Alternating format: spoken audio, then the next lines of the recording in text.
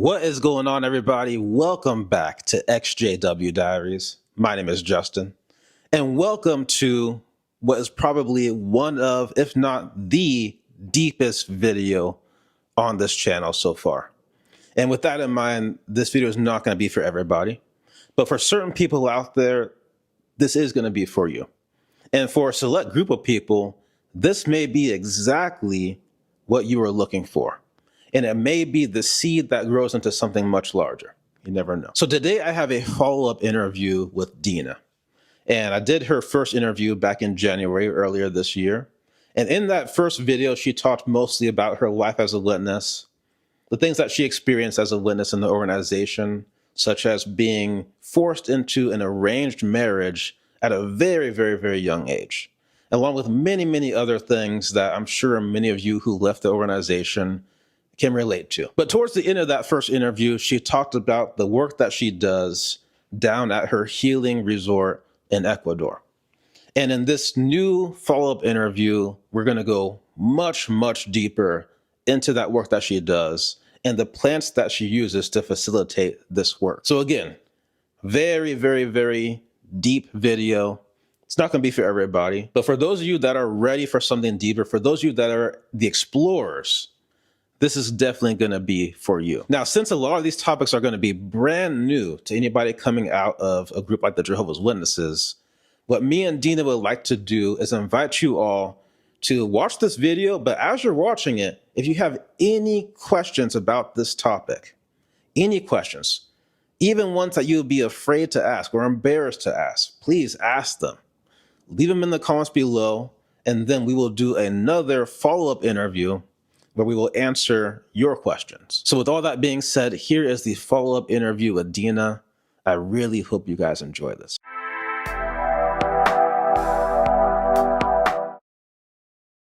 All right, well, Dina, thank you so much for coming back on the channel.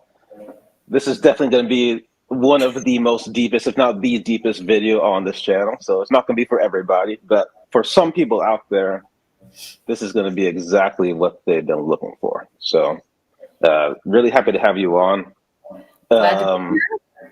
Yeah. So in the last interview that we did, you talked about your story. Mm-hmm. And at the tail end of it, we talked a little bit about the type of work that you do down at your healing center in Ecuador. Mm-hmm. So in this interview, we're going to just go all the way in on everything you do down there.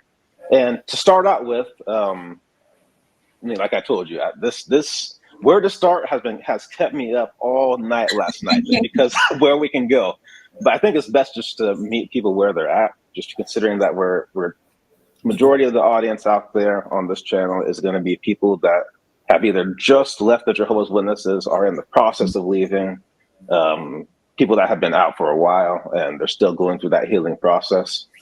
And when you're leaving that type of religion, especially coming from a Western mindset, a lot of the things that you're going to talk about, they have no exposure to, Neither did I. Of the time.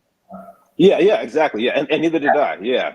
So let's meet them where they're at in that case, and just try to ground it a little bit. So can you just talk about just a brief overview of what type of work that you do there for people that didn't catch that last half of the interview? Talk about meeting people where they're at.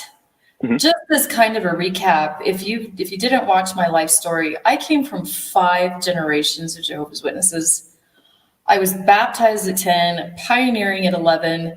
I did 20 years in full-time service. I was in the religion for 38 years, and I believed it with my whole heart. So for those of you out there that are just barely waking up, or if you've been woken up for a while, I just want you to know that I completely know what it's like.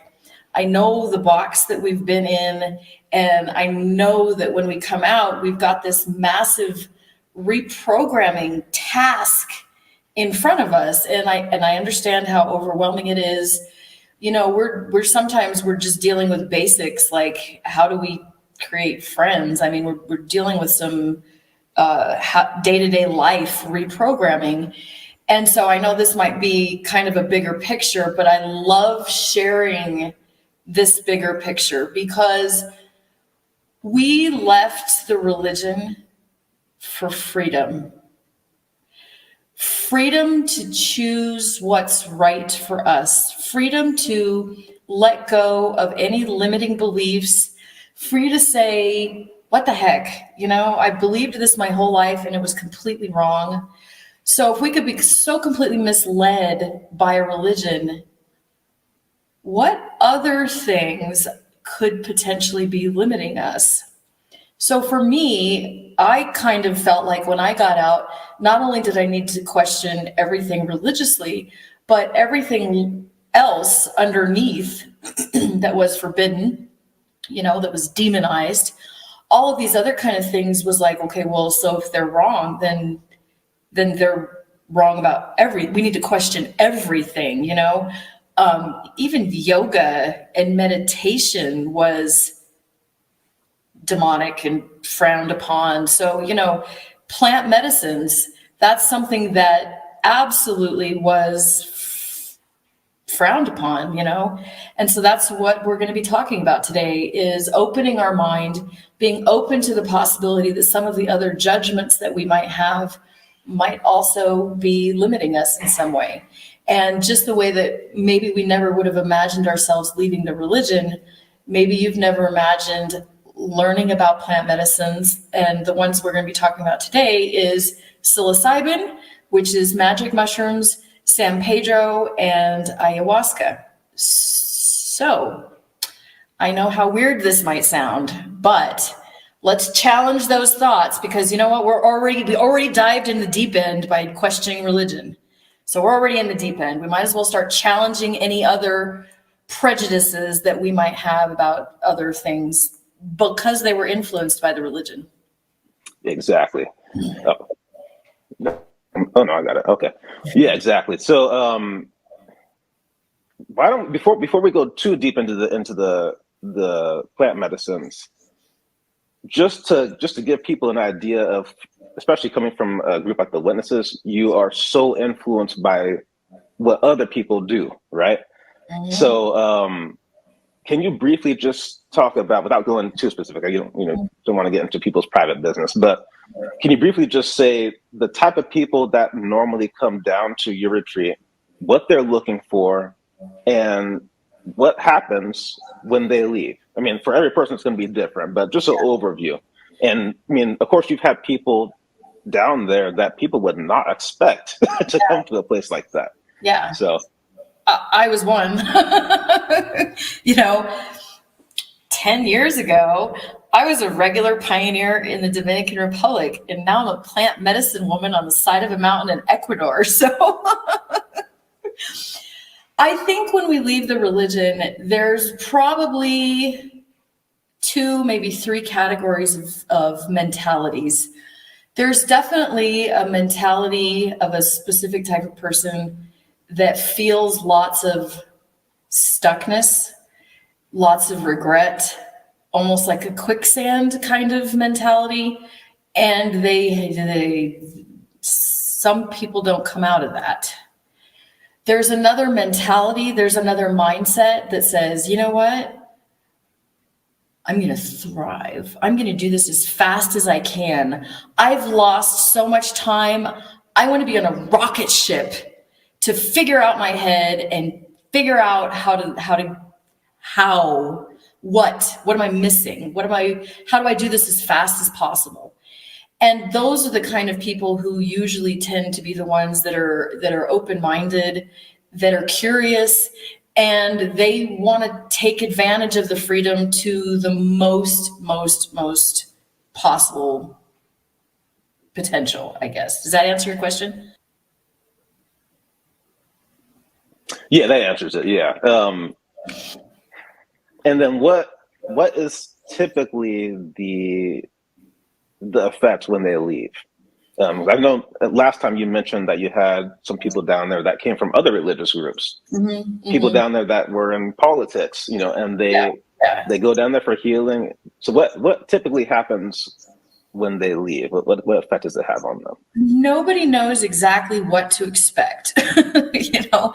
No matter how much I educate, no matter how much I describe, there's no describing how this reaches into your brain and rewires it and creates neuroplasticity, how it reaches into your heart and just seems to just bring out whatever it is that you didn't even know was there. It is so transformative. Nobody ever knows what to expect. And hands down, everybody across the board has always said, whoa, I had the expectations, but the plant medicines just absolutely blew it out of the water.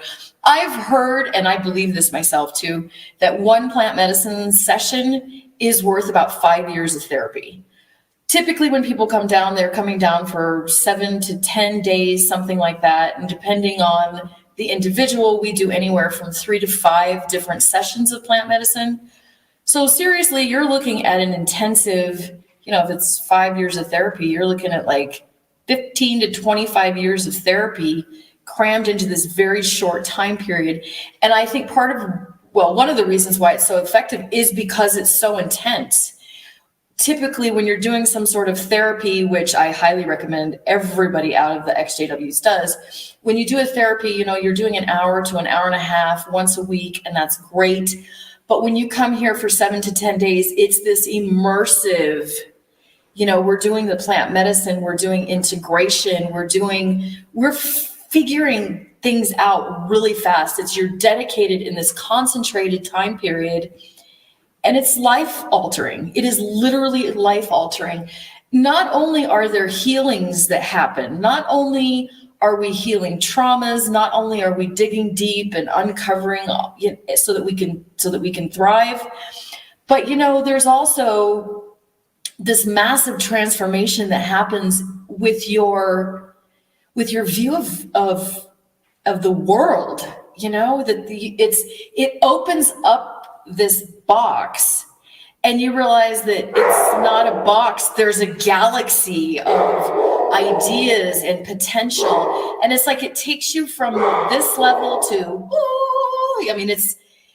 I think one of the biggest things that I love about it the most is how much it opens you up to what's possible with your healing, what's possible with life, what's possible with energy. And it's just like, it's almost like you just look at your previous life and it feels like we were an ant, we were just like this teeny tiny fraction of what we could be. And like you said, everybody's experiences are different.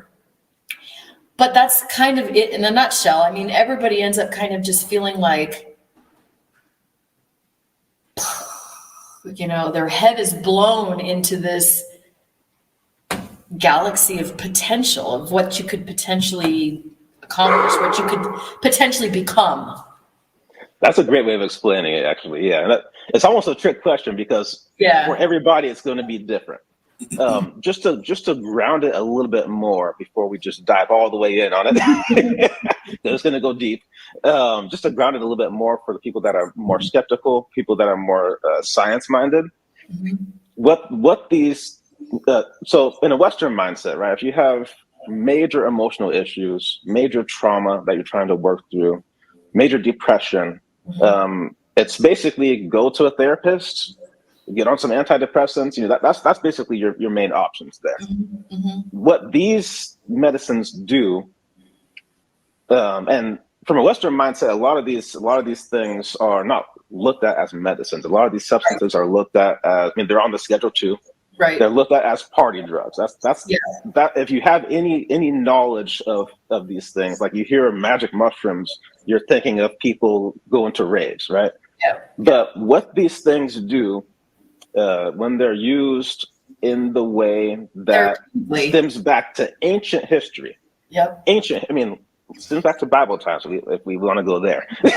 What these things do is they literally allow you to reach into your subconscious mind.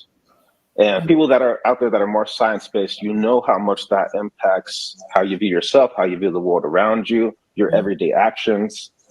And when you grow up with witnesses or any environment that has a negative impact on your upbringing, that puts an imprint on your subconscious mind, which can have a negative impact on basically your entire life, all the actions that you do, what you expect for yourself, the way that you allow people to treat you. The list Yeah. goes on, really. And all these things are kind of on autopilot, But these substances allow you to literally rewire your subconscious mind, which has a big impact on your conscious everyday waking state. And like she said, a lot of this stuff is just, there is no words for it. There's no words. But what people can say is that they've done, and what I can say after my experience is that it felt like I had done several years of therapy in just a few hours. Yeah. And there is an impact. And I could say for myself, I would not be who I am today had I not had those experiences.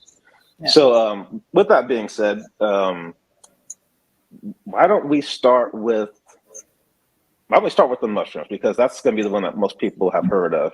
Okay. And again, most people's idea of it is as a party drug. That's how it's normally used. Well, here in the United States. That's why they were banned. That's why they were banned. Yeah, exactly. As much experience as I have with mushrooms, both in my own use, my own healing, and helping other people, dude, I cannot imagine doing that with alcohol in a crowded people with music. Like, worst idea ever. So, horrible trip. Disclaimer: don't do that. That is not what we're talking about. We are not talking about using these recreationally. I mean, there'll be people who are like, "Oh, you know what? It alters your visuals and it's awesome." That is also not what we're talking about. We are talking about unlocking mental potential. We are talking about this therapeutic use. Yes. Kids, don't do this at home. Yeah. And another disclaimer: we do not condone the use of illegal substances. So there you go. And by the way, I'm in Ecuador, so anything I say, it's legal down there. It's legal down there. Yeah. And there's other places where it's all, like Canada, it's legal. Yeah. So, and even in the United States, there's some areas. I know Washington, Oregon, Colorado have relaxed their ruls, at least when it comes to mushrooms. And part of the big reason of that, I'm going to let you, I don't want to speak too much. I'm going to let you go in. No, you're fine, you're fine. Just want to say, just to keep grounding it for people, especially the more science-minded people and people who only have a view of this, of religion saying these are drugs and drugs are bad. Right now, there are several high universities, John Hopkins, there's a few others, I think MIT is some other ones, maybe that are doing studies with these substances. And they're doing studies on people that have terminal cancer, things like that, where they are literally getting ready to die. They are doing these studies with people who are veterans, who have seen action, who have major PTSD, people who have drug issues, depression. And what they have found in these studies, studied by scientists, is that with just one session of these substances, an Army veteran who has major PTSD, they're fine. Yeah. It sounds crazy, but they're fine. You can, I encourage you, look this up yourself. Yeah. You will see many results. Either their PTSD is basically cured, or it's at least to a point where they can deal with it. People who have major substance issues like heroin, like hard drugs, they've been to rehab several times. They still can't get off of it. They do this one time. They never touch those substances ever again. People who have depression, literally their depression is cured. They have no more need for being on antidepressants. So this is how powerful this stuff is, and it is being studied in a scientific environment. So again, it's not just something to party with. It's not just, something for the hippies. People are studying this stuff because it has real results. And those results, again, goes back to ancient times. This is not just something new. So, so can you please go into the psilocybin and its history and just its effects and how you guys use it down there? So psilocybin, like you mentioned, it is something that literally humans have used for thousands and thousands and thousands and thousands of years. It's something that has helped human development. Is something that has been used by humans forever. They're non-addictive. That's, I think, something that's super important. People always ask, is it going to create a drug addiction or something like that? Absolutely, 100%. not. The psilocybin, once it's processed by the body, what it does is it binds to the A1 receptors, serotonin receptors in the brain. There's a lot of these A1 serotonin receptors in the visual cortex, which is why a lot of people have the visuals, the enhanced visuals. A lot of people experience enhanced audios. Those are some of the physical effects. As far as for how it helps heal the brain, in layman terms, the best way that I'm going to describe it is that most of our issues are in the unconscious part of the mind. And the conscious part of the mind is trying to figure it out. A lot of times we are our own worst enemy. So for example, let's say that we're holding on to an emotion in the unconscious part of our mind, anger, resentment over trauma or something like that. The conscious mind might realize that, oh, you know what, forgiving this person is a good idea, but they don't deserve it, or it's part of who I am. It's our conscious mind that gets in the way. It's our thoughts that get in the way. And what all of these plant medicines do is it's almost kind of like it lowers the firewall, so to speak, between right brain and left brain function, between conscious and unconscious function. And it allows you to access objectively the rest of your brain. And that's brilliant because it's almost kind of like it shuts off the part of us that's blocking ourselves. I think that's the real beauty of it, is that whatever our thoughts are like, that kind of takes a nap. That voice takes a nap. And we can dive into what are the emotions that are buried there and all of that. Look at these things objectively and release it. That's why it's so effective. Just kind of as a side note too, the power of the unconscious mind is not to be underestimated. I recently was doing research on the information that the brain takes in. The human brain takes in approximately 11 million bits of data per second. 11 million bits of data per second. The unconscious mind is able to process approximately 40,000 pieces of data per second. And consciously, we're only aware of about 40, up to 40 is what they say. So this unconscious part of our mind that's processing 40,000 bits of information per second is a wealth of knowledge, wisdom, and it's our conscious mind that gets in the way of processing it because it's so limited. It's like this huge funnel. And so what the plant medicines allow us to do is access all of that information that's in our head anyway. With psilocybin specifically, it creates neuroplasticity. I wish they could do an IQ study. I literally wish they could do an IQ study to see if somebody's literally smarter after they've done psilocybin or not, because I wouldn't be surprised. We are literally unlocking this part of our brain that's just sitting there, exploding with potential. I mean, it's just waiting to be unlocked. And that's why people have such profound experiences, because it's literally like they dived into this pool of knowledge, this pool of information.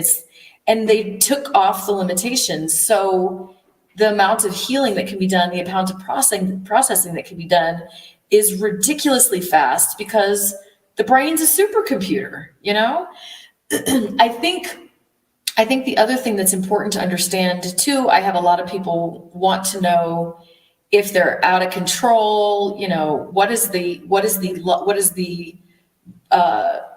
they going to feel, I guess is probably the best word. This isn't like alcohol where you're drunk and you don't remember what's happening and you're not coherent and that's not what any of these plant medicines do. You are very aware. You are fully participating. You can fully articulate. You'll fully be able to remember the experience. You are fully participating. So it's not like you're just, out of control and don't know what's happening. You're very much aware of what your brain is doing and of what's coming out and what's happening. Great explanation. Yeah, really great explanation. And just to go into that subconscious a little bit more, just to give you guys an example, for those that haven't done as much research on just the power of your brain. So just imagine that throughout your whole upbringing, you were told that the color red is evil, right? So throughout your whole life, anytime you see the color red, you just get kind of agitated, right? Now, imagine years later, right?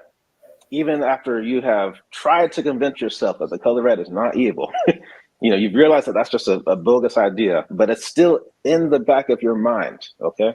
So years later, you're at a party and you just feel yourself feeling off, right? You don't know what's going on. Otherwise, you're having a good time. It's just something feels off. Later on, you look at the pictures and you realize that majority of the decorations at that party were red. It's just that because of the lighting, you just couldn't really see it. And you were having such a good time. Otherwise, you didn't really notice it. But your subconscious picked up everything. Yeah. And so that is the type of work that you can do with these medicines, is that you can reach that point where you were told that the color red is bad. You can remove that bad programming, and now you can go through your life, go to that same party, and not have any feelings of agitation, because now you process that. You've deleted that. Yeah, so, triggers. We often we don't understand our triggers. Why am I irritated all of a sudden, or why does this bother me? We may not even, like you said, you may not even have realized that that's why your brain was reacting certain ways. And when we're using the plant medicines, like I said, it lowers that firewall. And all of a sudden, because remember, you've got 40,000 bits of information in the unconscious mind per second. And that means that every belief that you have, every thought that you have is based off of the conscious mind only processing 40. That's us accessing 1,000th of a percent per second of what the brain has the ability to do. The brain loves to learn. Our brain's not there trying to sabotage us or anything. For the most part, we're the ones that are limiting it ourselves by not encouraging, by not feeding, by not opening even the conscious part of our mind to being able to understand how powerful the brain is. We say things a lot of times like, I am an angry person, or that's just how I am, or I am an alcoholic, as though it's part of who we are as a human being. We don't always, the conscious mind has a harder time distinguishing these things as just a program. It's just a piece that's in the unconscious mind. Our thoughts are not who we are. They have nothing to do with who we are. We grow, we change our beliefs. And when we've got this, teeny tiny funnel of the unconscious mind, of the conscious mind, we're peering in this teeny tiny peephole into the unconscious mind. Change is a little bit slower. We really have to work on it. We really have to be reading books and be so consciously aware of shaking up our thoughts. And the plant medicine just gives it to us on a silver platter. It's like, here you go, sweetheart. Here's what needs to be cleaned up. Here's what needs to be let go of. Here's what's not serving us well. And consciously, sometimes, like I said, it's hard to recognize that. It's hard to recognize how we're limiting ourselves. But the brain knows. The brain knows. And this is why you hear a lot of people say, who have done these things, that if every politician, if every religious leader had to do these substances, we would live in a much different world. Much different. We would not have the same issues that we have. Yeah. And furthermore, you wouldn't need a religion or a government to tell you, don't do this or don't do that. Exactly. This is what's moral. That would not be needed, because another thing about these substances is that you have to see yourself in the way that you don't normally do. Yeah. You have to see, even if you think like myself, I think I'm try to be a good person, try to be a nice person. Mm-hmm. But there's even then, just due to your upbringing, due to things that you don't realize that you're doing, you may be acting in a way that's hurting people. And when you take these things, or hurting yourself, yeah. And when you take these things, you get to see that. And it's not in a punishment way. It's just more in a, be aware of this kind of way. This is something that you're doing. Blindfold off kind of way almost. Yeah. It's really gentle too. I mean, it's almost like very gentle. Oh, wow. Yeah. It's like your eyes are always for the first time. It's like you went from Wizard of Oz watching a movie in black and white to Technicolor. and there's always like this voice saying, but it's okay. There's always this, it's okay. There's this thing, but it's okay. And again, it is very hard to explain. A lot of this stuff, there is just no words in any language to explain a lot of these things. There really isn't. Another side point that I wanted to bring up too is because of the potential, the fountain, that wellspring of knowledge that we have in our unconscious mind. I am so thrilled that these are finally being explored and studied. Actually, you know what? I don't even think I can say that about all of them. I think they're pretty much only studying psilocybin. I don't know how much research they're doing on the other, on San Pedro or the ayahuasca, which is in the DMT family. I don't know what. Yeah, it's just pure DMT and psilocybin as far as, and then LSD. Yeah. Right. So they're studying mainly PTSD, addiction, depression, and that's great. That's a start. That's awesome. But they're so specific in their demographics. You have to be between this age and this age, and you got to qualify and blah, blah, blah. And they're doing it in a sterile lab kind of environment, obviously, which has to be done for scientific purposes. And they're still coming up with great results. But it is the tip of the iceberg of what these actually do. There are things that these plant medicines do that are not quantifiable. That's why when we're trying to explain how explainless it is, how impossible to explain it is, it's because how do you define connectedness? How do you define in a scientific study openness and oneness with the universe, with universal energy? How do you describe the feeling that shackles have been taken off of you and you feel like you are whole for the first time maybe in your life?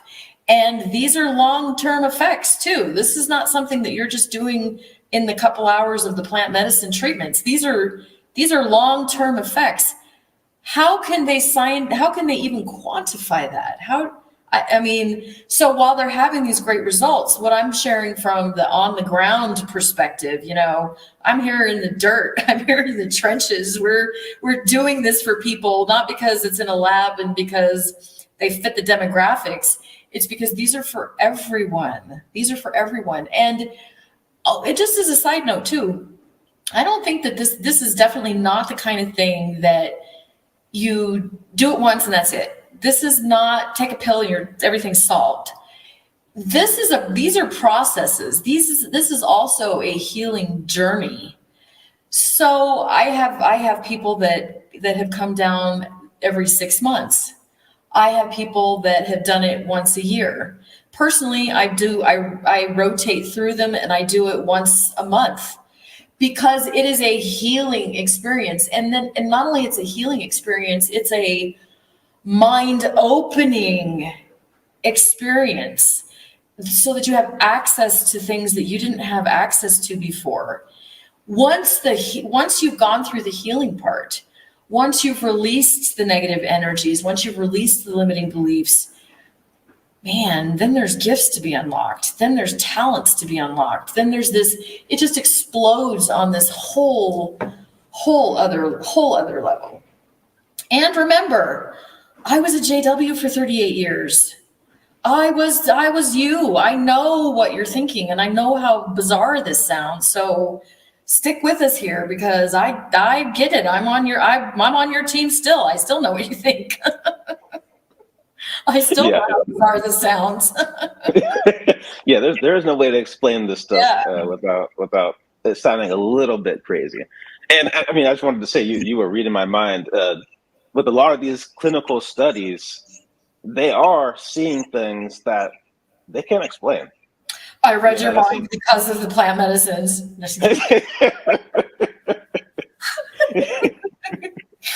But yeah, they all pretty often actually they experience things that they can't explain, and it's actually led to some reframing of just their beliefs about what consciousness is. Right. In fact, there's a lot of science happening. Well, one of the reasons I wanted to do this interview before I have another video I want to do, but I want to do this one first, just because there's been new science saying that our brain is not like a computer. It's not our consciousness. Everything that's going on is not localized here. Our brain is actually more like an antenna. Yes. We are feeding in something that is us from somewhere else. Right. That's coming from science, not from spirituality. Think about this. That 11 million bits of information that's coming into your mind every second. How big does that antenna, how big does that field of awareness have to be so that every human on the planet is processing or is inputting 11 million bits of information per second? You know what's a perfect example? I sent you a text message and you're like, oh yeah, you know what? I was just thinking about you. That is not, the potential of consciousness, the potential of the human mind is off the chart. So much more than what we understand now. And you know what, too? Coming from the JW perspective, we were taught, brainwashed, sure, we have this amazing capacity because we were meant to live forever. And so we're just going to have to just put up with being limited because wait until paradise and then we'll experience the full potential. Well, there is no paradise. So let's tap into that. Let's unlock that potential because there is no waiting for paradise and forever. We have the brain now and we have the tools to do it. So you know what? Let's rocket ship forward into healing. And depending on how you live, you're already in paradise. You're there. Yeah. You just have to open your eyes wide enough to realize it and shift your perspective enough to realize it. Because a lot of us are again, it goes back to the subconscious. And our training, we think that we deserve less. We think that we're so bad and we deserve punishment. And so we subconsciously look for ways to prove that to ourselves and to punish ourselves. We're making hell for ourselves. You don't have to believe in it. You would make it for yourself if you believe that's what you deserve. But you can also make paradise for yourself if you believe that's what you deserve. So before we move on to the next one. Going to bad trips? Ooh. Yeah, I'll go there. Yeah, let's do it. Tackle that in a heartbeat. So if you've done any research on psilocybin, on magic mushrooms, you're going to hear this term, it was a bad trip. Okay. All right. So I'm going to tell you why. There are emotions inside our mind that can be very, very, very intense.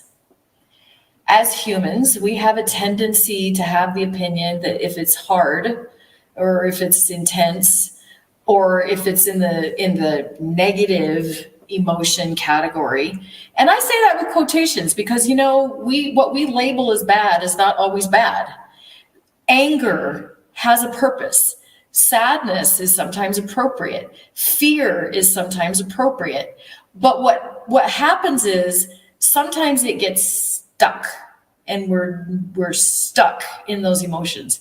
And that's when they're not healthy and they can become very intense. We've lived our entire life avoiding intense. And how's that working for us? So now we've got these deep-rooted, intense emotions. And when they come out, depending on the set and the setting, depending on the circumstances, when you access one of these intense emotions, it can feel like a bad trip. Not only can it feel like a bad trip, but it could actually be bad depending on where you're doing it. So, for example, let's say that you take it with a bunch of people. Let's say you take it in an environment where you don't feel safe. So that word set and setting is highly important because you're accessing the unconscious part of the mind, because the firewall is down and your brain isn't working like it is when you're at work and, you know, when you're going about your life, you're in this open state of mind. You can't be in crowds of people. You can't be with alcohol. You can't be with lots of other people that are also taking psychedelics, because who's there to make it safe? Who's there to guide this? Who's there to help you say, breathe, this is okay. Let's talk about it. What are you feeling? Tell me the experience. Explain what you're saying. And that is what we're talking about when we're talking about therapeutic use of this. So I have done over 200 plant medicine trips. Actually, no, over 200 psilocybin trips. And I have not had one bad experience. Intense, absolutely intense experiences. But when you have somebody that is right there with you to walk you through it, to ground you through it, to remember that this is a healing experience, and what the plant medicine is bringing out is not, it doesn't give you anything. It's not making you feel like this. Literally, all these plant medicines are doing is taking a lid off of the pot, and then all the steam comes out and it's really hot. But you know what? The plant medicine didn't give you that feeling. You're living with it all the time, every day anyway. And so literally what we're doing is we're just giving whatever is intense is already in your head. We're just giving it space to come out. We're giving it a safe place to process. We're giving it a safe place where we can explore it, look at it for what it is, and let it go. In fact, I hope for intense experiences, because the more intense the emotions are that are coming out, the more profound the long-term effects will be, and the more profound the healing is going to be after the plant medicine treatment. Absolutely. Yeah. I fully 100% agree. Mm-hmm. The most intense experiences that I've had have also been 9 times out of 10 the most healing experiences that I've had. Because like you said, that steam has to be let out, and you are living with it all the time. Yeah. It's just deep down in your subconscious. You don't know it's there. And that's why you're depressed, and that's why you're discouraged. Exactly. That's why we just need to get it out. But one example I can give for myself, and one of the ways that it's actually helped me with leaving the witnesses, because I believe I said in the past interview, normally I don't talk about this stuff because I just know how people's perceptions are, especially when you're coming out of a religion like the witnesses. That's why I don't even touch this subject, even though it's had a big impact on my healing journey. But one of the ways that it helped me specifically, that I'm sure anybody can understand leaving the witnesses. When I left with a lot of anger. I mean, a lot of anger and hatred towards the Watchtower. I'm sure anybody can understand why I would be feeling that way. And the issue with that, just like Dina brought out, when you hold on to that emotion for too long, it becomes damaging to you. It can prevent you from having any real enjoyment in other aspects of your life, because your brain is so focused on that anger. You're still renting out that mental real estate to them. So when I first got out, been out for a few months, one of the first women that I dated after I got out, date was going excellent, right? Having a great time, getting to know each other. But as we're walking along through the park, who do I see? A witness cart.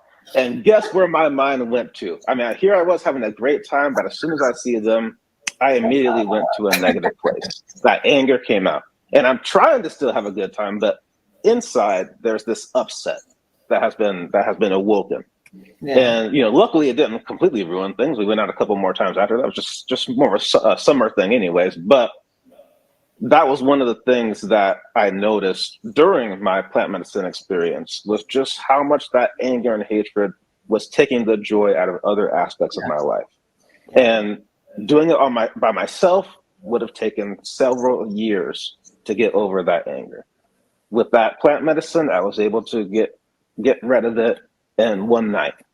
Yeah. And it's been permanent. Even doing this type of channel where I'm talking about the witnesses, which normally would bring up those negative anger emotions, I can do it and be balanced because of that experience. Yeah, I believe me too. So a lot of people have said, man, how did you go through that? You know, how did you lose your kids? How did you deal with that?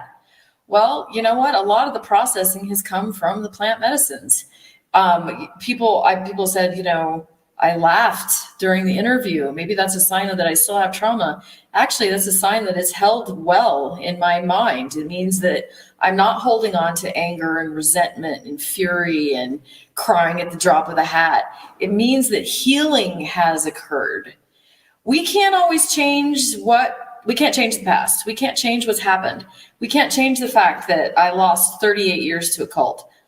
But I can decide I don't want to live in anger every day. You know, we can decide, but it's not always as easy as deciding. We might be wanting to decide that, but there's still things that are holding us back. And so this is the type of thing that can absolutely 100% accelerate that. I'm going to get into the onion theory later. And so, but before I get into the onion theory, well, I guess I just get into the onion theory now that I brought it out there. We're layers. And the plant medicines tend to heal, uncover whatever is more on the surface first. So the more of these layers that we can uncover, the more profound the plant medicine can get, and the deeper and the more profound the healings. So I highly recommend doing the coaching first, because that kind of helps us peel off the layers. We'll talk about that later. But I wanted to share an example. And this particular guy, I had not done any coaching with him. So when he came to me, he was hoping for this profound spiritual experience, this connected experience. But like I said, we're in layers. That's why I also said that a lot of this is not a one shot done type of treatment. So he came to me wanting this profound experience, but I knew that he had suffered from extreme panic attacks. He had a hard time driving without becoming a basket case. He had suffered from extreme paranoia. And so when he tells me what he's hoping out of the experience, I always tell people, you know, we're going to set our intention. We're going to look for the answers, but honestly, the plant's going to heal what it finds first. So he takes his dose of psilocybin, and probably within about 15 to 20 minutes starts going into his panic attacks. He starts, you know, yeah, you make it stop, take me to the hospital. I'm like, that's not how this works, buddy. There is no way to make this stop. This is a one-way trip. So he's going into this intense panic attack. And so we start walking through it. Literally, actually with him, we literally started walking through it. We started walking on a path here at the retreat, and I'm explaining to him, this is an emotion that you're letting go. This is just a feeling. This is not reality. Look, everything's fine. And I'm coaching him. I'm using my coaching skills, which, by the way, I've been doing this type of coaching, not with plant medicines because I was a witness, but I've been doing this type of coaching therapy with NLP for over 20 years now. And those are some of the skills that I help people as they're processing these intense experiences. And, you know, that was intense. That was really an intense experience for him.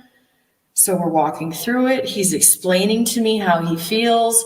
I'm telling him to look at it from this third view perspective, explain what it looks like, because you're consciously participating in this experience. And so probably about an hour to an hour and a half into it, his body starts relaxing, not his mind yet, but his body ceases to respond to the mind. He's now disconnecting. He's severing that physical, tangible body experience from the emotional experience. And that's what all of us do. We have this thought in our head. We have this emotion in our head, and the body responds. That's why we get sick to our stomach. That's why we get nervous. That's why our blood pressure goes up when we start thinking about things. And what this experience is his brain unlinking his body from the emotion that was just going on in his head. And slowly the panic attacks start having less importance. All of a sudden he's like, yeah, I feel panicky. but his body was no longer responding. And he was starting to realize that, okay, this is just a thought. There is no proverbial lion that's about ready to eat me right this second. And he starts calming down. And then all of a sudden he starts realizing, wait a second, this is in my head. And then we sit down, and then he was able to enjoy the rest of the experience. And he is probably one of the ones that refers the most people to me here, him and his family. After he was done with that session, they were like, what did you do to this guy? He's not even the same guy anymore. He's calm. He doesn't freak out anymore. And that's been over a year. I did that for him over a year ago, and the effects have held all this time. He was just telling me a couple of days ago, he's like, you know what? That was the best experience of my life. He has not had any sort of panic attacks since then. Now, he didn't get the experience that he was hoping. He didn't get this spiritual divine experience, but that's a huge healing that he had just with the one plant medicine treatment. So I'm hoping once he comes back into the country, he'll be able to get the experience that he was hoping for. Like I said, every experience for every person is different every time. And hands down, that poor dude, had he taken these plant medicines by himself, that would have been your classic bad trip. But because we're doing it in a therapeutic environment, in a setting of trust, where everything is safe and we're able to coach through it, it was probably one of the best healings that he's ever had. And I've got dozens and dozens of stories. We should probably do like a whole video on just experiences and examples. Yeah, I can tell we're going to need more. I know. We haven't even gotten into the other ones yet. Yeah. So let's go there. So actually, before we do, since we introduced the mushroom first, can you briefly just say what's unique about the mushrooms compared to the others, and then we'll go on to the next. Okay.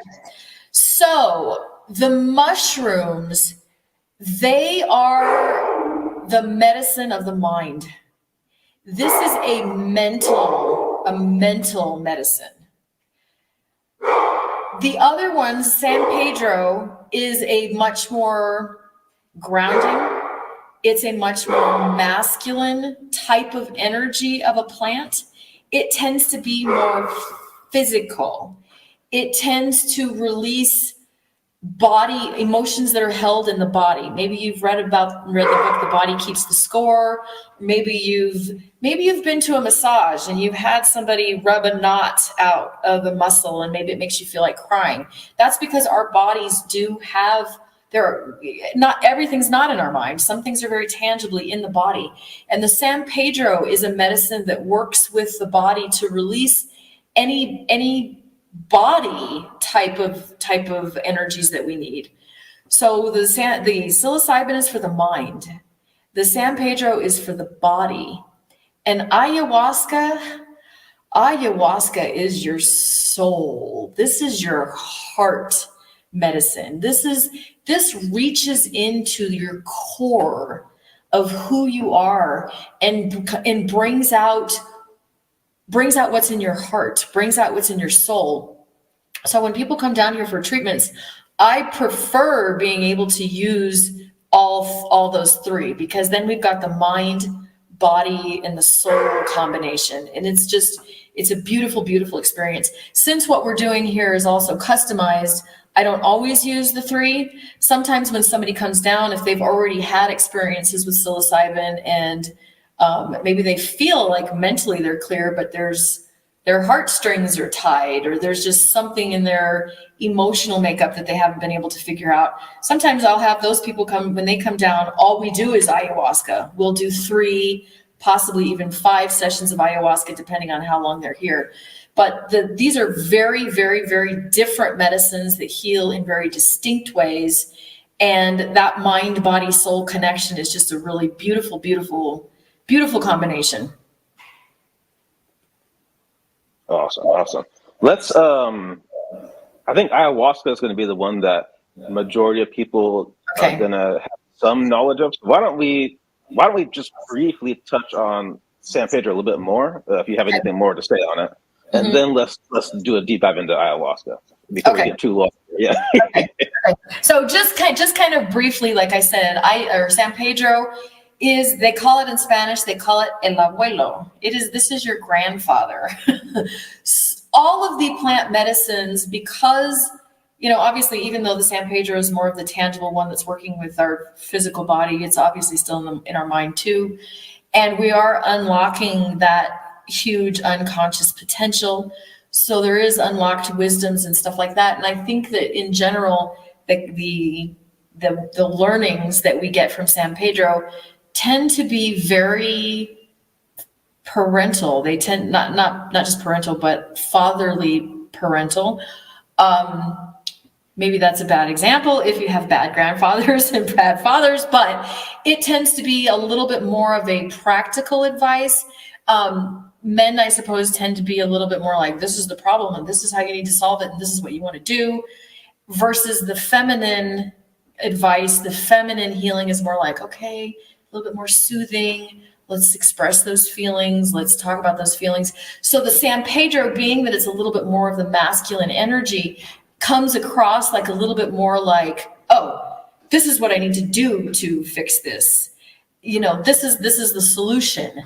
Here's the problem. And you'll end up with kind of like this little bit more of awareness of what to do versus just an energetic release or an emotional release. That's kind of my San Pedro in a nutshell. That's awesome. Yeah, that's a good explanation. I have no experience with that one, but based on what I've heard. One of the last times I did the San Pedro on myself, obviously doing the coaching with the XJWs and all this other kind of stuff, I deal with a lot of heavy emotional energy. I deal with a lot of abuse. I deal with a lot of trauma. And you would think that as a coach, I would be better at perhaps releasing that in myself than I am. And I do my grounding and I do my healing. But for a while, I was having pain, like really bad pain in my hips. And, of course, instead of looking at it energetically, I'm like, okay, well, it's because I'm almost 50 and I need to exercise more and I need to do more yoga, stretching. And it's because I live on a mountain. I'm running up and down the mountain and I'm making all these outside excuses. So in this last San Pedro session that I did with myself, the fatherly advice was focus more on your physical, focus on your physical healing that I'm doing. We've got this mind, body, soul. And the communication was, I'm really good at the mind and the soul, and the body's the one that needs some work. And my legs started shaking like this. And I could stop it. But it was almost like it took more energy to stop the vibration than it did just to let it go. And I felt a heat that was going through my hips. I could feel the energy leaving my hips, and both of my legs are going like this. And I just let it, because there's no danger to these medicines, and I'm very well aware of that. So you just let it, embrace it, flow with the river, go with it. And I have not, when I was done with that session, I have zero pain in my hips whatsoever. I felt like a 20-year-old. I mean, the physical release, the physical healing from that was just, it's mind-blowing. Another time I had done it, and I had this wicked tennis elbow thing, and I blamed it on the goats tugging me so much, or I blamed it on the dogs tugging the leash. But I had this wicked tennis elbow. It was so bad I could barely even pick up a cup of coffee. And I did the San Pedro. And again, I just felt like this overwhelming urge just to move. And by the time it was done, I had suffered with that tennis elbow probably 4 or 5 months with no relief whatsoever. And by the time it was gone, and it's never come back. So obviously everybody's experiences are different, but these very much so have the ability to release energy, that's emotion that's stored in the body, that's causing us problems that we're not even aware of. And that I think is the beauty of the plant medicines versus our Western world. Now, obviously, we need doctors. We need medicine. We need the medical community. However, they don't always fully appreciate that maybe what's wrong with your elbow, or maybe what's wrong with your joints, maybe what's wrong with your stomach isn't something that needs a pill. You know, maybe it's something that there are other more holistic ways that we can heal. And this is where we really have to keep the open mind. We really have to keep the open mind, because there is more than one way to skin a cat. There are many paths to healing. And this is a path to emotional, spiritual, physical healing that has no side effects. There's no, it's benign. While it might be emotionally intense, it's not invasive, and it's beautiful. These plants are on the planet for a reason. Yeah, and I'm so glad that we're able just to talk about this stuff, because again, coming from the witnesses and just a Western mindset, majority of people that even live in the United States have no exposure to this. Right. And it's good to know. I mean, it's not for everybody, but if you feel called to it, it's an option, and it does work. And just to ground it again, for the people that are more skeptical, people more science-minded, for the people out there that say these are just hallucinations, this is just all in your head, I just want to remind you, so is everything. Everything is in your head. All is mind, as they say. The placebo effect works. Exactly. Yeah. If they take away your sight, hearing, smell, taste, feeling a touch, then where are you? Yeah. So literally your entire perception of reality, you know, your five senses are all produced in the mind. Well, and scientific explanation, just because something's not scientifically definable, just because it hasn't been scientifically identified, doesn't mean that it's not real. You know, gravity. Hello, gravity has existed since the planet came into existence. And did we have scientific explanation for that thousands of years ago? Absolutely not. You know, then an apple falls on Newton's head and he's like, oh, gravity. We don't always fully understand how things work, but that doesn't mean they don't work. It just means we don't understand how it works. And what is super important about these plant medicines is we're not saying, here's this brand new thing that we know nothing about. These have been around for thousands of years, and we can't scientifically define it. But that doesn't mean that it's not working. It doesn't mean that it's not real. It doesn't mean that it's not provable. It just means that we're not there yet. And why? Why are we not there? Maybe because pharmaceuticals make more money? I don't know. I don't know why. I don't know why. I don't care why. But honestly, I mean, this is not, oh, hey, guess what? I just found this plant in the jungle and I ate it, and guess what happened? No. You know, here in South America, in Ecuador and in Peru, they've found archaeological digs that have evidence of ayahuasca for 10,000 years. You know, maybe that's how they were able to build pyramids here in Ecuador, you know, because they're unlocking something in their potential. And because of politics, whatever, we haven't gone down this path. Therefore, it's not scientifically definable. But that doesn't mean gravity's not real. It doesn't mean that they're not effective. It just means we're just in the beginnings of understanding the hows. But do you have to, but even at that, do you have to understand how? Do you know how Tylenol works? Come on, Justin, tell me how Tylenol works with the body. You know, I mean, there's lots of stuff that we do that we don't understand. I think a lot of times we feel more comfortable if we have knowledge, which is the whole point of what we're doing here. You know, I've got some pretty nitty gritty on the ground information here. But this isn't new. We are not talking about anything bizarre. You know, we're not talking about anything new.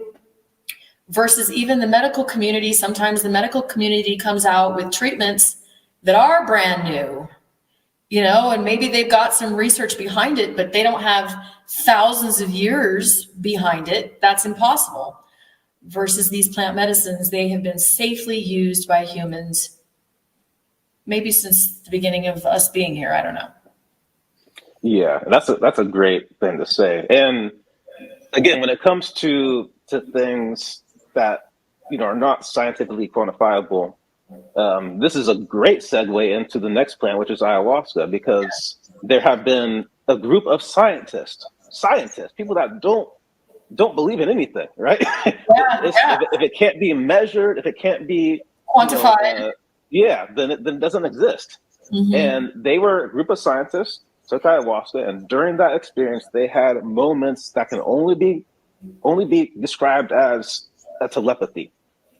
Of a shared mind experience that mm-hmm. according to science should not be possible. Right. Well, although I would say according to newer science that views the brain as more of an antenna that's streaming in consciousness, quantum physics, then it is more possible under that lens.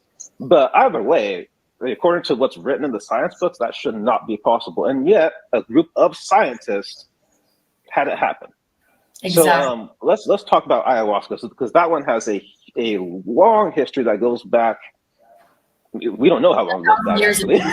But what we do know is that ayahuasca by itself will produce no real effects. Correct. Ayahuasca requires this other plant to be combined with it, and then the body can process it and produce the DMT effects. Correct. And when they go and ask these indigenous people how they found that other plant to make the ayahuasca work, because imagine the Amazon jungle has, how many plants? Thousands, or is it millions? It's millions and millions and millions and millions. So how do you find that other one that just so happens to work with the ayahuasca? Now, and maybe I shouldn't say, because it would scare people. But either way, they found these two plants, and it works. And it works. Yeah, it works. Yeah. And I think we just need to keep keeping in mind too, our brain has this amazing potential. We have so much potential. They say we're only using, 5%, some ridiculously small percent of our brain. So are these things demonic? No, they're not. It is literally unlocking what's already in your mind. It's unlocking what's already there. It's hard to describe. I've had a lot of people come down here, and we work on making sure that everybody is really safe. So if you're super skeptical, this doesn't feel like something that's right for you, then it's probably because you're not quite ready for it yet. That's totally fine. Everybody gets to that point when it's part of their journey. But ayahuasca gets into your soul. Okay. One of the first things I'll talk about is, if you've done any sort of looking up ayahuasca, you will find that ayahuasca is associated with what they call the purge. Okay. Which means that there is often vomiting. There's often, there actually less frequently diarrhea, but there is a physical purge that can come with ayahuasca. That sounds horrible. Nobody likes to think about that. So we're going to think about that for a second. What causes that? Why is ayahuasca doing that? Where is the connection in healing with that? First of all, maybe you've heard that, first of all, this has nothing to do with your digestive tract. When somebody is purging on ayahuasca, they're not purging up what they've eaten, although that can have an effect. If you come here and you've been eating McDonald's every day for months, you're probably going to have a little bit more of an upset digestive tract, but you are not purging food. You are purging emotion. I never would have expected to be a vomit expert, but here I am. And I will tell you firsthand that I know when somebody is purging anger, because the purging that comes with anger is very different than when somebody is purging up a sadness in their soul, when somebody is purging up fear. Those are all extremely, extremely different versions of purging. And I bet you've never thought about that before, because I sure never did until I started on this journey before. Most of the time we associate vomiting with food poisoning, and this is not what that is whatsoever. Frequently, when somebody is doing some sort of a purge, I'll notice their facial expressions. Maybe they start to cry. I can tell that they have accessed something. And then afterwards is when they're throwing up whatever that emotion is. When we do the integration parts after the plant medicine, hands down, 100% of the time, everybody agrees, man, that was not in my stomach. I thought about my dead sister. I thought about the abuse or whatever. And yes, I was angry. That felt like anger. We are 100% purging emotions. Okay, so let's get into the scientific part. Why? What? What are you talking about? All right, let's talk about that. In our gut is researched for being what is called our second brain. There is research behind that. The gut has over 100 million neurons in it. More actually than the spinal column does. We have I think it's 90% of our serotonin is actually produced in the gut. As far in other dopamine, GABA, those are also produced in our gut. So our gut is highly linked to our emotional state. And our mental state is highly affecting our digestive tract, right? I mean, how many of us had to give a part on an assembly or part of the meeting, and immediately we get sick to our stomach, right? We feel it in our stomach. With intuition, we talk about, ooh, I feel it in my gut. That's because our gut holds emotions. Over the years, I have had hundreds of clients come to me with digestive issues. And there are emotions in their gut. That is where they are located. Oftentimes when I'm coaching somebody, I will have them access a feeling and I'll say, where do you feel that fear? I feel it in my stomach. This is one of the most unique ways. Obviously, like I said, I've been coaching for 20 plus years, and I have never been able to access what is in the gut as easily as what ayahuasca can do it. And ayahuasca just gets into those emotions that are stored in our second brain, and it purges them. That's also why this is a lot different from any other sort of therapy that you can possibly do, because most therapy goes about healing the mind and healing our psychology, and that's great. That's great. But we have a second brain, and I can't talk to the second brain. We can't. It's a much harder thing to access. And ayahuasca just has this beautiful gift of getting in there and saying, you know what? This doesn't serve you. You don't need this. This is the fear that you're carrying with us. Get it out. Even when you're sick, a lot of times you feel better after you've gotten rid of whatever's in your stomach.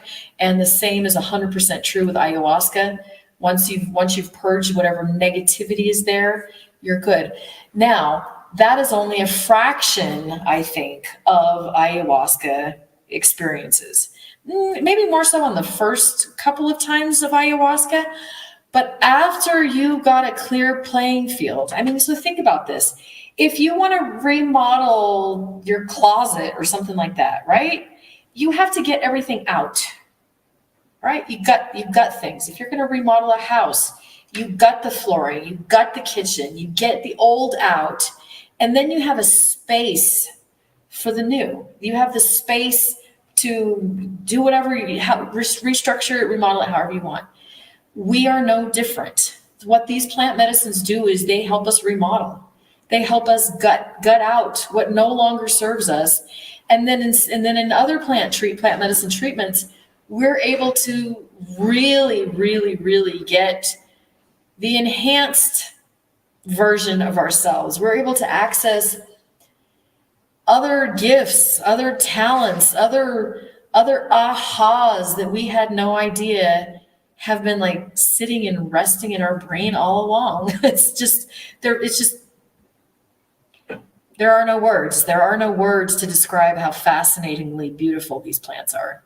And just not to cut you off, but just to ground that part a little bit for the people that are more skeptical. Mm-hmm. If you go into California, Silicon Valley, people that are working on the most advanced technologies that are out there, people that are in the labs at Apple that you cannot get into without an eye scan and a fingerprint scan. Mm-hmm. Mm-hmm. A lot of those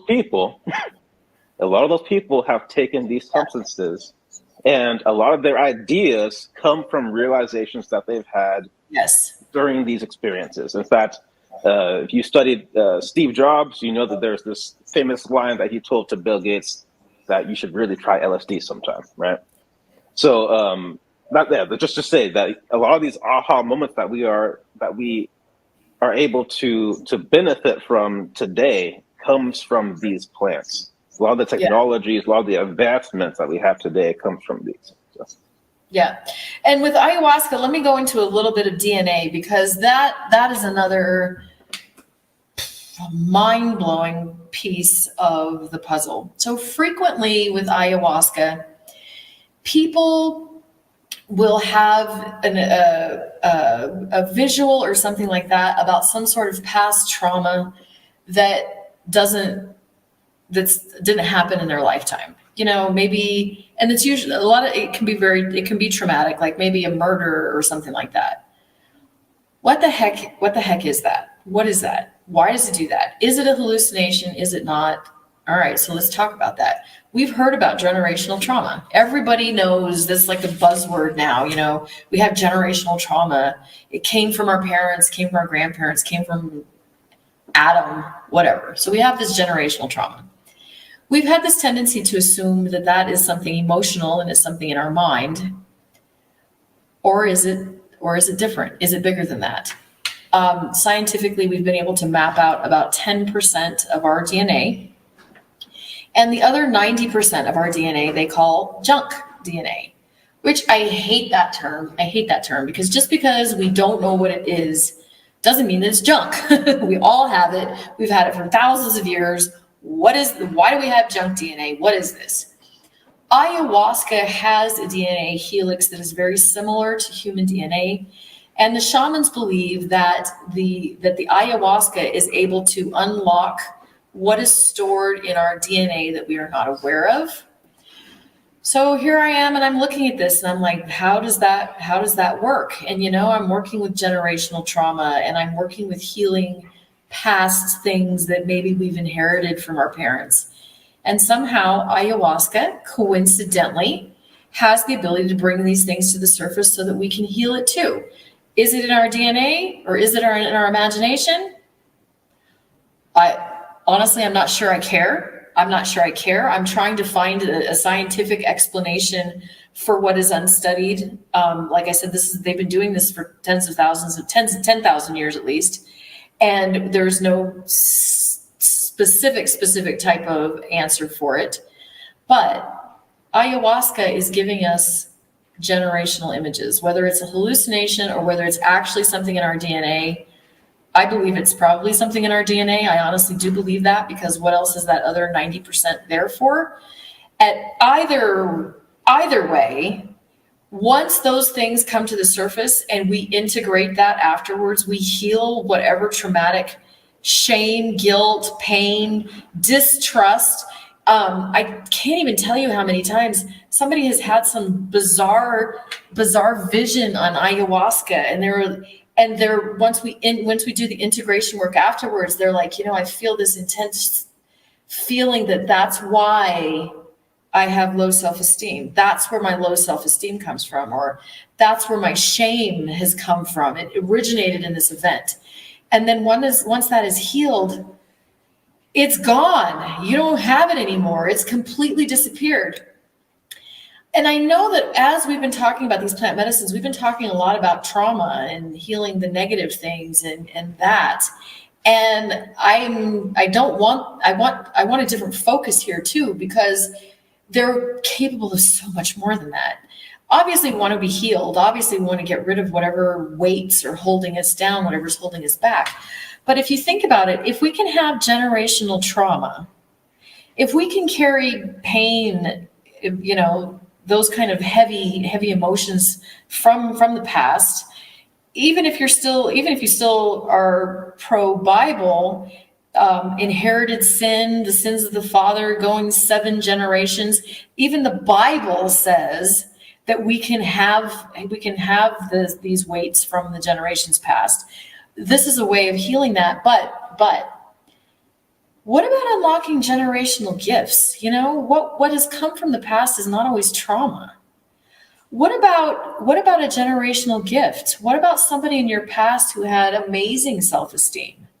What about somebody in your genetic code that had a fabulous immune system or had some other gift? Since these plants allow us the ability to heal trauma, that's what I really want you to take away from this too, is it's not just trauma. It is allowing us the ability to access gifts. It's the ability to access other things. You know, we're not just carrying garbage with us. We're carrying jewels. We're carrying gems too, both in our mind and in our DNA and in our bodies. And this is a safe, clean way to be able to access all of that, to be able to purge what's in the second brain, to be able to heal generational trauma. And you know what? Maybe it's imaginary. I don't know. Maybe it's imaginary, but I know that people feel better after, and ultimately that's all I care about. If you feel better when it's done, that is all that matters. Is it something bigger? I personally think it is, but I don't feel the need to have to define or understand. Like I said, since people have been using these effectively and it is 100% beneficial in my experience, I don't care how it works. I don't need to know. All I know is that it does, just like Tylenol, just like anything else that I would take. These are things that are purging our mind, body, and soul, unlocking gifts and talents that we already have inside of us. And it's beautiful. And the other thing that these allow you to tap into, other than the healing and the unlocking of things potential within yourself, and I don't want to touch on it too much because I just know how people are, but there's also definitely more information. Yeah, exactly. Yeah. There's also definitely a spiritual side to this stuff. Yes. So much so that you have people who are very hardcore atheists, don't believe in anything, and they take these medicines just once, and they're not atheists anymore. Yeah. They have some belief in something. They may not be able to explain it. It's not going to align with any religion, really. Yeah. No, absolutely. Yeah. You're off the board. You're off the chessboard, as I like to say.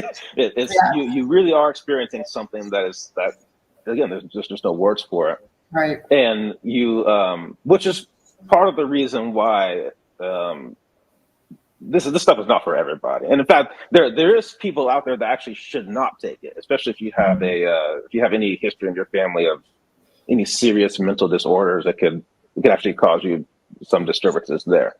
But even back in ancient times, the only people that were allowed to take these substances were, the high chiefs and the leaders of the group would take these, get the information, and then feed that to the people. So nowadays, it's more for everybody who's seeking healing, but it just shows, there really is a group that it's not for. Not everybody's supposed to see. I mean, in some of my deepest experiences, I've had that thought, like, well, not everybody's supposed to see the other side of the veil like that. Well, maybe it's not even not everybody, but maybe not everybody is ready right now. Yeah, that's a better way of saying it, actually. Yeah, maybe everybody's not ready right now.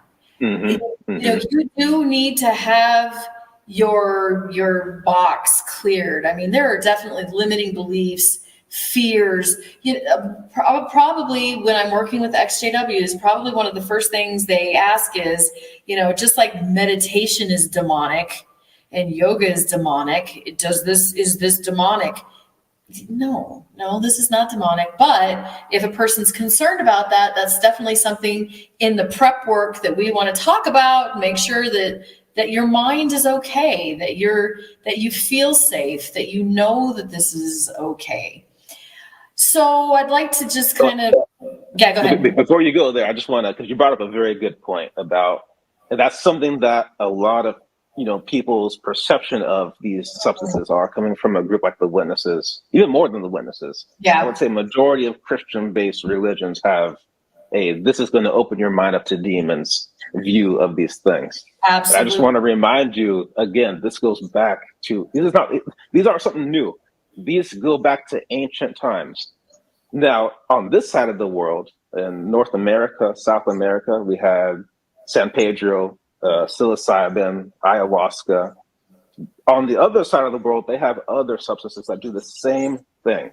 So in the Bible times, for those of you that are Bible readers who think that the Bible characters have nothing to do with this, I just want to remind you that if you go, and this is in the history books, in Egypt, the areas where Moses would be at, they used I believe the lotus flower, which produces a very powerful DMT effect. Some people would actually say, we don't have the same flower that they had back then, but if we did, some people would actually say it's even more potent than ayahuasca. They also have traces in some of these museums that they study the artifacts. They found traces in the wine bottles of ergot. Ergot gives you an LSD-like effect. Yeah. So, in other words, even in Bible times, for those of you that are Bible readers, these substances were around. And if you ask me, and if you ask quite a bit of the historians that are doing new research on this stuff, these substances could have been one of their tools to be able to have these spiritual experiences that you read about in the Bible. Well, the island of Patmos, where the Apostle John was supposed to have been, when he wrote Revelation, is one of the most well-known for psychedelic mushrooms. Yes. Look at the book of Revelation. So, I mean, this is not something new. And and you read in my mind, exactly what I was going to say. For those of you that actually do have one of these experiences, and again, as Dina was saying, a lot of times there's layers. So you got to get through the healing layers first, heal the trauma, heal the pain, and then you get down to where it starts. Only but the way that they often describe it as an ego death experience. That's what I actually experienced before. And when you have those experiences that are super, just again off the chessboard. When you have that and then you go back and read the Bible again, it's going to hit way different. Yeah. And the way you would interpret it is going to be much different if you've actually had that experience, because a lot of religious people out there, a lot of their beliefs are based off of indirect experience, just things that you read about in a book, rather than being a direct experience of something that you experience that, again, can't even really be explained in English. All you can do is just try to explain it with the words that we have available, but even that's never going to touch what it actually was. Exactly.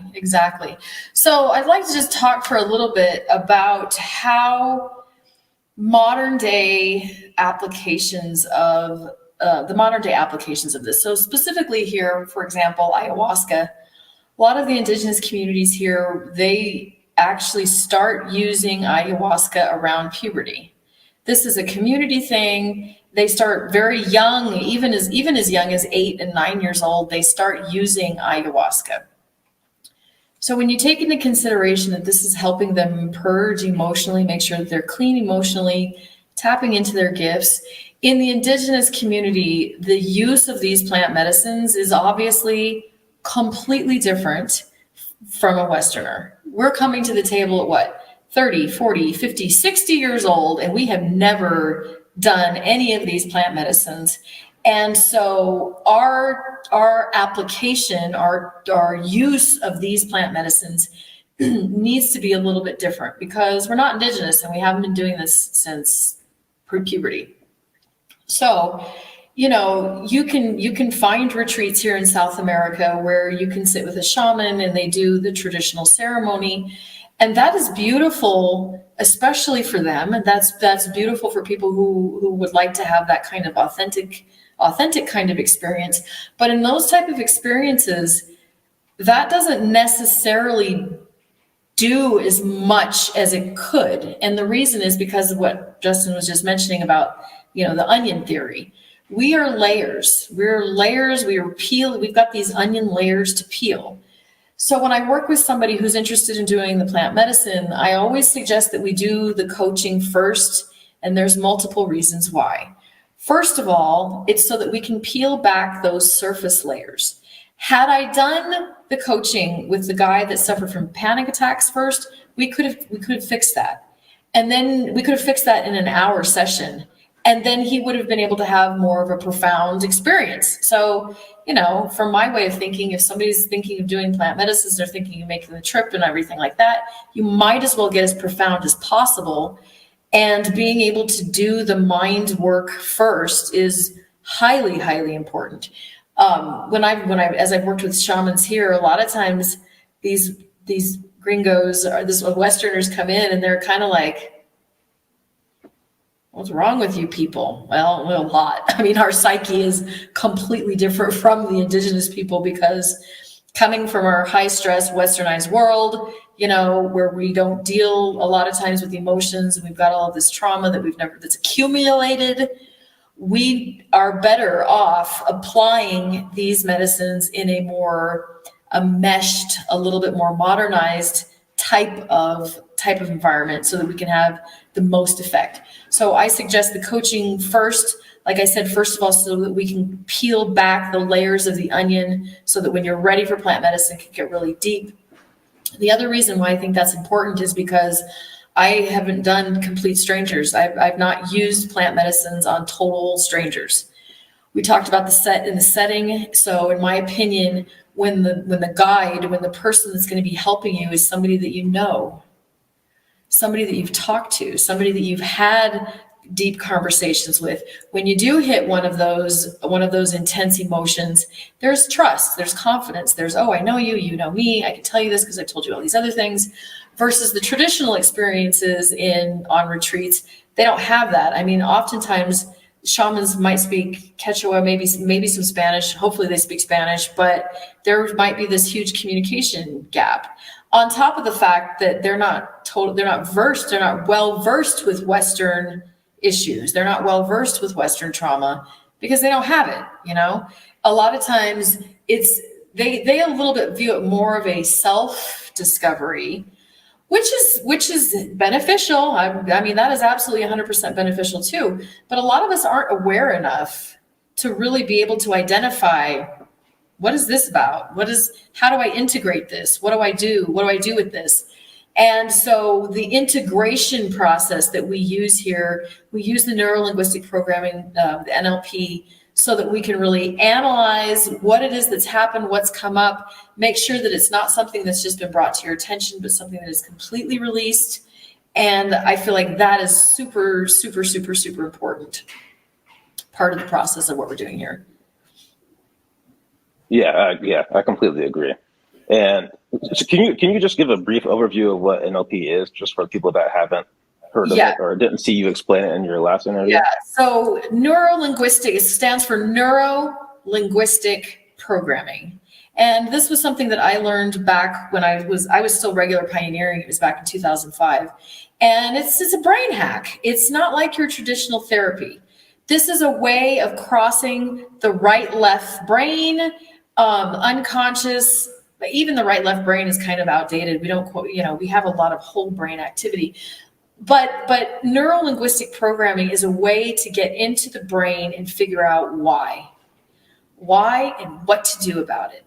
Sometimes traditional therapy, you end up talking about your problems. You get a lot of empathy. You get a lot of being able to get things out, verbally purging with traditional therapy. But that doesn't always fix the problem. And with this type of brain hack, you literally feel different. You literally feel like you just got an upgrade. A lot of our behaviors are based off of programming from infancy. And that's great if you're still young, but sometimes we have emotional responses that seem very immature. And that is probably because they are. It's probably because programming that started in infancy and hasn't been updated. And as we've come out of the religion, we have a lot of brain updating to do. And this is a fast way to make sure that we process and get rid of emotions and that we heal it. It uses a cross of extreme logic and reasoning and accessing the creative, imaginative, and emotional side. And it's like a blend of both. So there's about 40 different techniques, about 40 different tools under the umbrella of NLP. And the results are lightning fast. If you saw my life story, which was, like JW version of Game of Thrones or Yellowstone or something, it's full of horribleness. I feel like it saved my life. I feel like that was the brain hack that helped me stabilize myself, remain optimistic, create a new future, figure out how to create a new circle of friends, figure out how to forgive the past, leave the past behind me. And I like to say it's kind of like a rocket ship to healing. NLP, the original founders of it, they're basically, their idea was, how does a brain do this? So if this human's brain changes its beliefs or does this, we can take that model, we can take those steps, and we can teach another brain how to do it. And it's like a fast hack for being able to have changes ridiculously fast. Here's an easy example. So, how if somebody passes away, or a pet or whatever, we always say, and this is absolutely 100% everybody's experience, that it gets easier with time. It gets better with time. You have to go through this prolonged grieving process, and then eventually, little by little, it starts getting better. Okay. The reason why that happens is because there's about 6 very specific steps that the brain goes through, 6 different phases. And that's why it takes a long time, because the brain is randomly, up to chance, in the unconscious mind, going through these steps. So what NLP did is it took and it analyzed all of these steps, and then we said we got all right. So why does it have to suck for years? If we know how the brain progresses from here to here, let's do it in an hour, and now you're done with it, right? And so that's just a brief example of how NLP works. It fast tracks what the brain is already doing, only now we're doing it on purpose instead of leaving it to chance. And that's just priceless, because why we already wasted a lot of time. I don't have time to waste anymore. I want to hurry up and I want to get it over with. I want to go forward. I don't want to be stuck. And there are very specific reasons why we are. It's usually because the brain is, on our computer, we do this loading. Our brain can do that too. Sometimes we get kind of like frozen in one of those steps, and it prolongs it, and it doesn't need to be that way. It absolutely doesn't need to be that way. We can fast track it, and then it's gone. I was just working with somebody last week. We'd been talking about procrastination, and it's something that this person has struggled with for a long time. We did a 30-minute visualization exercise with some very specific tricks on my end of it. And he even said, I thought that was kind of cheesy, but actually, I feel a whole lot better. So it's a brain hack is what it is. And so being able to use the brain hack before you take the plant medicines is huge in being able to clear up all of those layers. And then when we use that in the integration process is hugely important. It's taking what you learned during the plant medicine and closing it, applying it, healing it, understanding. And so we use these techniques too after the fact, so that there's an even greater sense of closure, discovery. And that's kind of it in a nutshell. Great explanation. Yeah, really great explanation. Thank you for that. I mean, and again, it comes down to techniques that reach right down into the subconscious mind. You got to go below the conscious mind if you want to get these fast and permanent results for Exactly. healing. And, for the group of you watching that are, coming from the Jehovah's Witnesses, a lot of the witness techniques are also reaching down into the subconscious mind. Yeah. That's how they have so much power over people.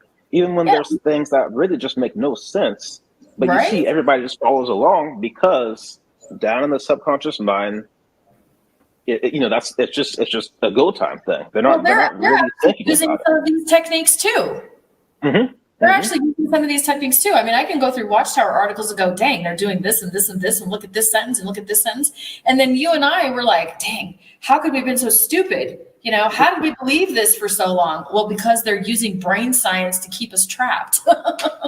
You know, they are also manipulating the mind. I don't know if they're doing it on purpose or if they're just lucky. I mean, like I said, everything that that NLP teaches is things that the brain does anyway. So, you know, maybe they're just coincidentally doing it, but there are very specific reasons for why we stayed in the religion as long as we did and why we believed it as long as we did. And so now this is freedom. This is true freedom. This is let's take those shackles off. You know, basically to keep in mind that anything that the religion said was bad, you should be questioning why. You should be questioning, why did they say that? What don't they want me to know? Exactly. Yeah. And when you get into these substances, for those of you that have a chance to try them out, I guarantee you on the first try, you will see exactly why any religious group and any very controlling government would want these away, far away from anybody, because they do have the power to reframe your perspectives. Yes. And put you in a position where your brain, both consciously and subconsciously, is now programmed to push you in the direction that is best fitting for you, so you can live the best life possible for yourself, and so that you take care of the other people around you. I mean, a lot of people, I'm sure you've experienced, a lot of people, when they do these things, they do feel this connection and love, intense love for everybody. Doesn't matter what religion they are, doesn't matter what politics they're into. You love everybody on just the fact that they are a fellow human being. And you see how we're all kind of connected in some strange way. You know, I'd love to do just a teeny bit, and you can edit this out if you feel like it's not appropriate.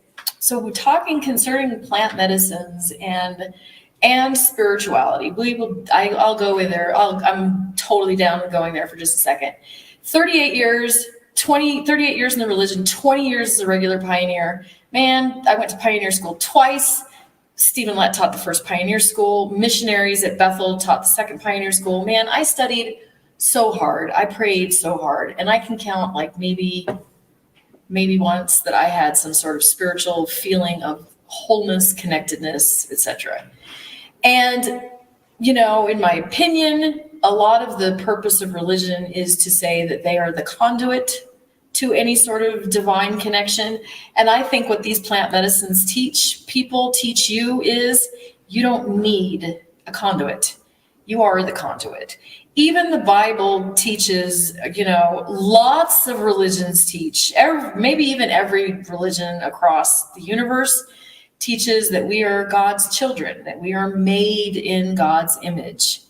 And religion has kind of said, oh, yeah, so let me control that. Let me show you how to do it. Let me help you do that. And what the plant medicines do for you is they teach you what that means.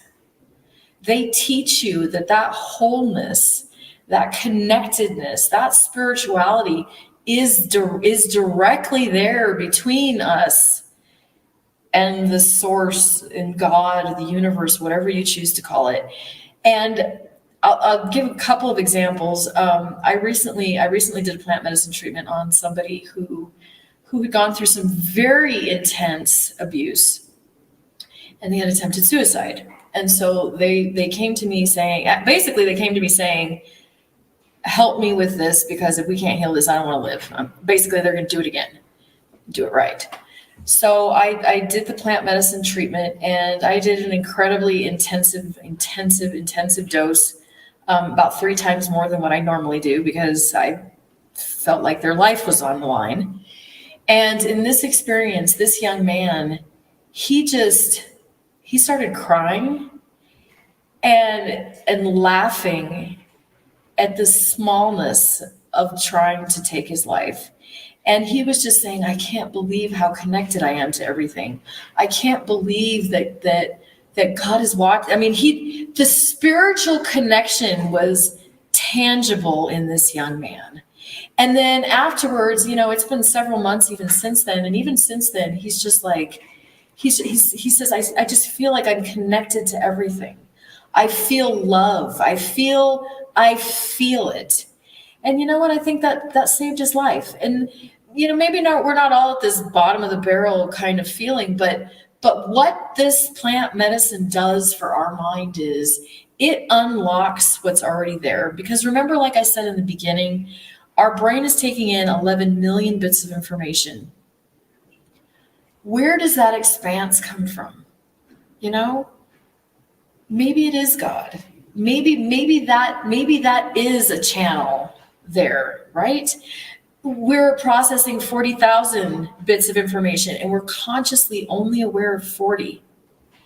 That means that every thought in your head is based on 1,000th of reality. That's why we have to question everything that's in our head. Because whatever beliefs that you have, beliefs that I'm not good enough, beliefs, whatever, eyesight gets bad after you turn 40, or whatever belief that is in there in your head, you are basing it off of this teeny tiny nugget of what your brain already knows. And that opening up that potential, it is life altering in so many ways. And that's just one example. I mean, I could do a whole video of different experiences that people have had with the plant medicines. Maybe we should, because maybe the illustrations, the examples kind of help people explain what this is capable of doing for people. But yeah, just the way you explained it was good. Dropping some hints there without going too deep. Right. I do agree. Yeah, we should do one that's just talking about going deep on it for people that want to hear that. And I would just add, for the people out there that are just terrified of anything having to do with this stuff, I just want to remind you, you've already done it.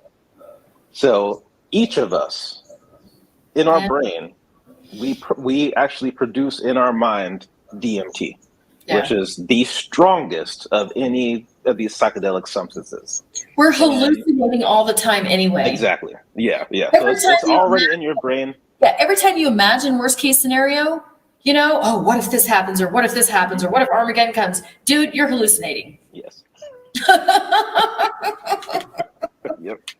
Yeah, and they, according to science, they studied it on rats, but they don't. The rat brain and the human brain are pretty similar in terms of the makeup. So we don't know for sure if it's how it is in the human brain, but they theorize that you get two major hits of DMT in your life. Once when you're at the time of your birth, and then once at the time of your death. And that's part of the reason why that, and just the profound experiences that people have on these things, is why it's nicknamed the spirit molecule. Right. So if you look up DMT, you'll often see those words associated with it. But yeah, again, you're producing it in your brain. It's in almost every living animal and plant on this planet. Mm-hmm. There is some amount of that DMT. Right. So so you already got it. So there's no reason to be scared of it. You've got it literally running through you. Exactly.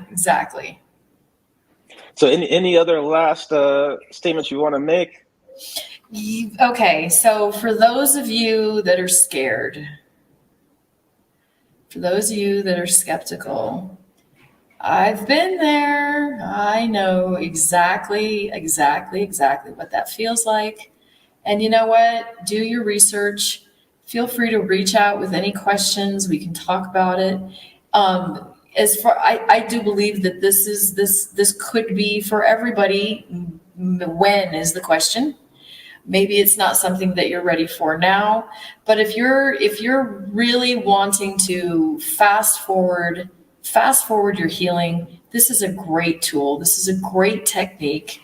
And maybe some of the fear comes from being in a cult, because one of their major control tools is fear. Fear of the future, fear of Armageddon, fear of shunning, fear of offending somebody. I I chose my clothes based off of fear of offending somebody, right?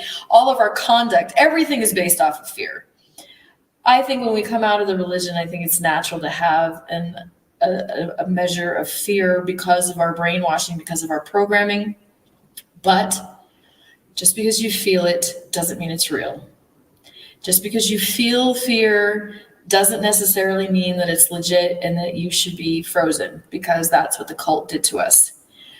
We've sacrificed a lot for freedom.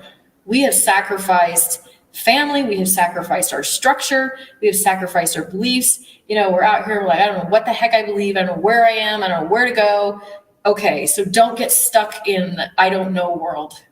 Don't get stuck in pity world, angry world. Don't get stuck in screw them world and let's be on a vendetta against them. You know what? No. Let this part of your journey be about you. Let this part of your journey be about healing and going forward as fast as possible. Feel the fear and know that it came from the religion, and go forward anyway in whatever path of the healing journey that you take. Always make sure that you're going forward. Don't let them control you anymore. Very, very, very good points. And I'm going to mention it in the intro, but I'll mention it again, that if any of you guys have questions, leave a comment below. We're going to do another video just answering your questions, because just like Dina brought up, a lot of people leaving these type of religions have fear related to these topics. And oftentimes you fear what you don't understand. So we can remove that fear just by letting you understand it.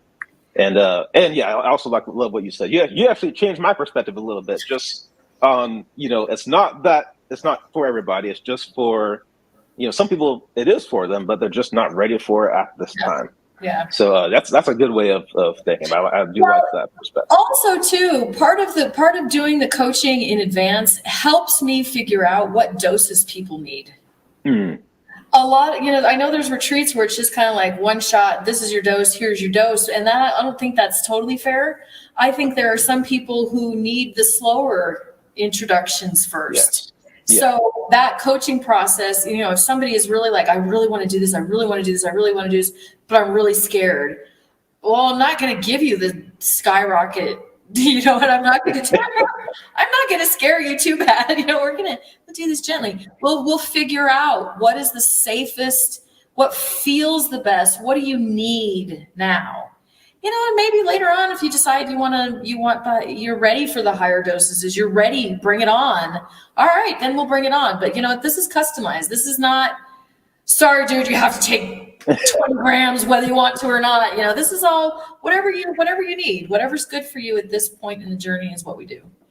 And that's how you would want to do it. Yeah, you want to do it with, and that's why it's also good. Like you brought out.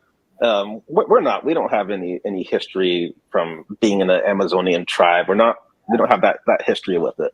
Right. So it is good to come to a place like what you have set up that is looking at these things, understanding them from a Western mindset and what we go through in our Western world, but using the plants to connect with us in the proper way that's right for us. There's so much to talk. There's so much to talk about. Even talking about just that aspect. When we do the plant medicines, we're combining this also with binaural beats. We're combining this with music therapy, massage therapy. This is a fusion. I don't know that anybody else is doing a fusion like this. I mean, I've really taken the 20 years of the coaching experience and understanding, knowing humans.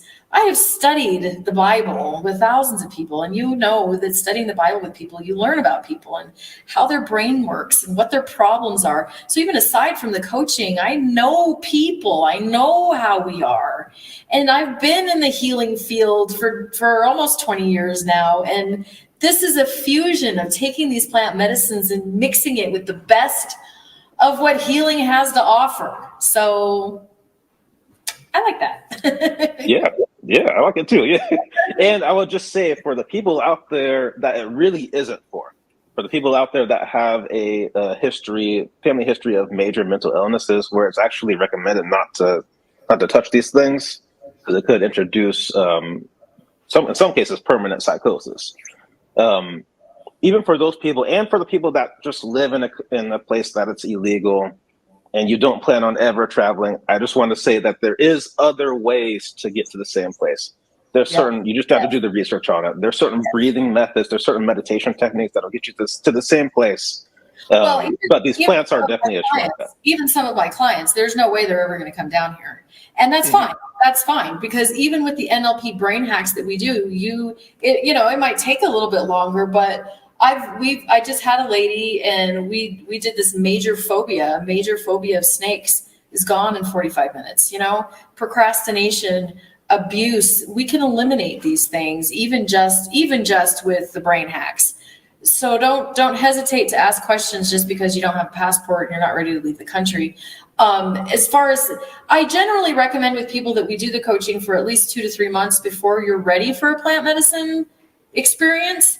But like I said, this is customizable. So I've had people that I've worked with for a year before they feel like they're ready for a plane ticket down here.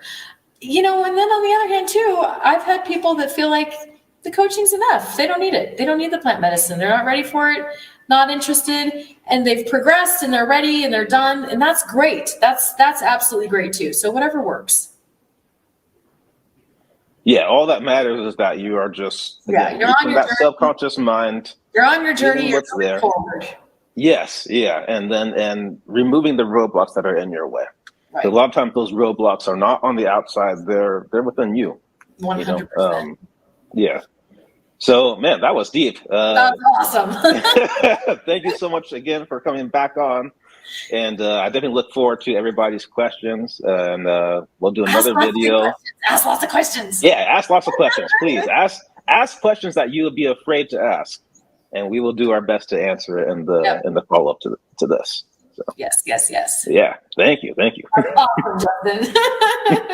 So I hope you guys really, really enjoyed that interview. I know, again, it's very deep, and for some of you out there, this is going to be way off the grid. But I also know for some of you out there, this is going to take you down a path that's going to lead to some profound healing in a way that you would not have even thought of otherwise.